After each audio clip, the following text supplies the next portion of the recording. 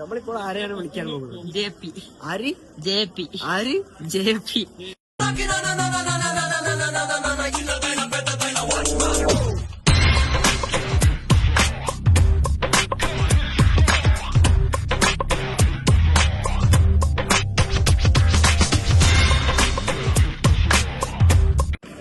Guys, അപ്പൊ നമ്മള് ഇക്കാക്കന്നെ വിളിക്കാൻ വേണ്ടി പോവാണ്.